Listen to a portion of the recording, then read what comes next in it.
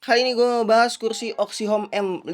Kursi ini start dari 18.50 untuk yang versi non footrest dan 2.050 untuk yang versi ada footrestnya. Ada 4 kombinasi warna yang bisa kalian pilih, yaitu hitam-hitam, putih abu, putih biru, dan putih pink kayak yang istri gue cobain di video ini. Nanti akan gue bahas kenapa kursi ini worth it banget buat dibeli di rentang harganya dan di rentang tinggi penggunanya.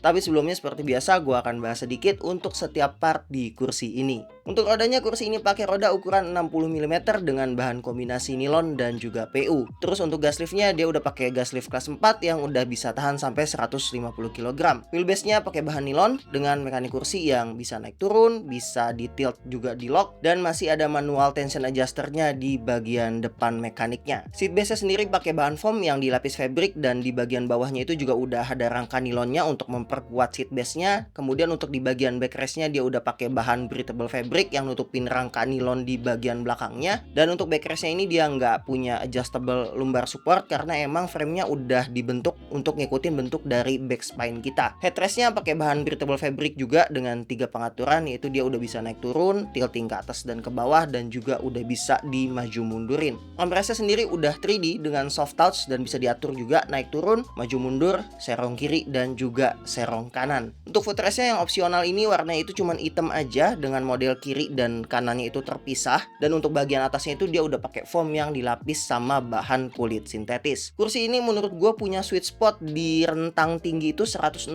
sampai 170 cm dengan toleransi minimum di 155 cm dan maksimum di 175 cm. Gue sendiri punya tinggi di 178 cm yang sebenarnya masih bisa pakai kursi ini, tapi untuk bagian seat base-nya menurut gue udah terlalu mundur, yang artinya jarak antara ujung bawah lutut gua sama ujung seat base itu terlalu jauh, yang nantinya kayak duduk di ujung kursi doang gitu rasanya. Nah makanya gue minta tolong ke istri gue untuk nyobain kursi ini karena kebetulan tingginya itu ada di limit bawah kursi ini, yaitu sekitar 155 cm. Dan kebetulan warna kursi yang kita review ini girly banget, yaitu putih pink. Jadi menurut gue reviewnya akan lebih proper, lebih relevan kalau misalnya istri gue yang nyobain. Dan seperti yang bisa kalian lihat di layar, hal pertama yang jadi patokan gue untuk ukuran adalah seat base yang ketika istri gue coba duduk di posisi paling mundur, bagian bawah lututnya itu masih ngepas di ujung seat base-nya. Memang idealnya ada sekitar jarak 3-4 cm, ya sekitar 3 jari gitu. Makanya gue bilang sweet spotnya ada di 160 sampai di 170 bakalan perfect banget. Tapi menurut istri gue walaupun ngepas di bawah lututnya feelnya masih enak dan gak berasa ngeganjal juga di bagian bawah pahanya. Menurut pendapat dia sih kursi ini untuk bagian seat base-nya itu enak, empuk. Kemudian bagian backrest-nya juga nyaman juga di punggung. Terus bagian armrest-nya juga gak kelebaran untuk dia ngetik dan juga misalnya main HP gitu naruh tangan di atasnya. Terus untuk headrest-nya juga fleksibel banget ya karena emang ini bisa dimaju mundurin juga. Dan untuk panjang footrest-nya ini ngepas ya di bagian deket mata kakinya dia. Terus untuk model diinjek juga masih enak juga sih menurut dia seperti itu. Satu hal yang gue sadarin ketika dia nyoba kursi ini adalah karena di studio gue itu mejanya pakai ukuran yang universal 73 cm tingginya, otomatis kakinya jadi ngegantung ketika tangannya dibuat sejajar sama mejanya. Hal ini wajar dan memang untuk ngakalinya ya emang harus dikasih footrest lagi pasti di bagian bawahnya, kecuali memang mejanya pakai meja yang rendah. Kalau menurut gue sendiri kursi ini cakep banget, desainnya bagus, harganya juga nggak terlalu mahal menurut gua. Bahkan kalau bisa gua analogiin, kursi ini tuh punya banyak kemiripan sama Oxyhome N2 yang udah gua review minggu lalu. Karena gas liftnya sama-sama kelas 4, breathable fabricnya juga sama. Kemudian headrestnya juga udah punya pengaturan 3D. Yang ngebedain tuh cuman di M5 ini dia nggak pakai aksen metal, nggak pakai aluminium. Terus untuk armrestnya cuman 3D aja, nggak bisa di kiri kananin. Dan mekanismenya itu nggak ada slider seatnya. Gue bilang kursi ini tuh cukup worth it di rentang harganya.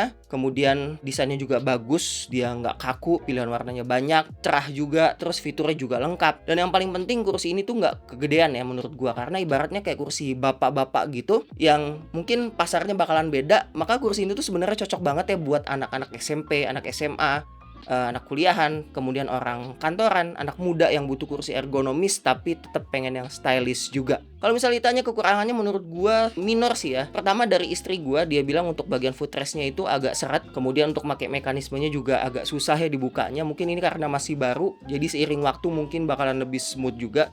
Tapi kalau untuk gue sendiri ini lebih ke estetis aja. Pertama di bagian footrestnya itu warnanya hitam. Kalau misalnya kalian beli yang warnanya hitam-hitam mungkin bakalan match ya karena sama gitu warnanya. Tapi kalau milih yang putih biru, putih pink, putih abu, kalian bakal dapat footrest yang sama warnanya hitam dan menurut gue nggak match ya sama warna kursinya. Kemudian faktor estetik lagi di bagian armrestnya. Untuk kursi putih biru dan putih pink seperti yang kalian lihat, armrestnya ini warnanya juga abu-abu, yang menurut gua agak kurang match. Kalau misalnya dibuat sesuai dengan warna kursinya, misalnya pink atau biru, bakalan lebih perfect lagi ya untuk kursi ini.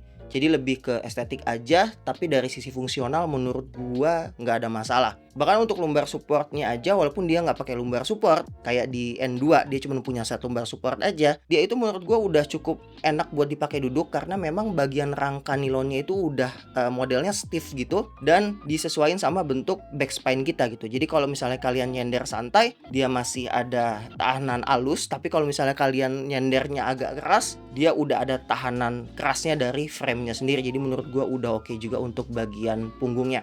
Satu hal lagi yang mungkin bisa diimprove, bisa ditambahin, karena gue lihat di kursi N2 itu headrestnya mirip ya, cuman beda ada aluminiumnya aja di N2 dibandingin M5.